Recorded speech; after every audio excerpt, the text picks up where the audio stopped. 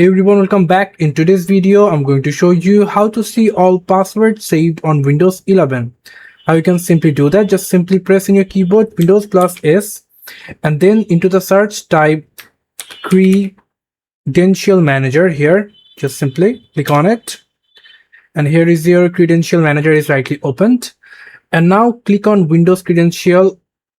Click on our web credential. Just simply open it. Here it is.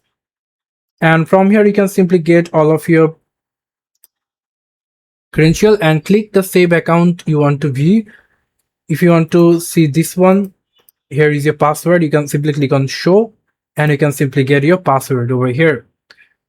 If you want to know, enter your Windows account password or pin verify, you can simply click on Windows credential and here you can simply check any of Xbox Live and you can simply check your password over here. So yeah, this is how you can simply see all password saves on Windows 11. Thank you so much for watching. I hope to see you in other videos. Till then, goodbye.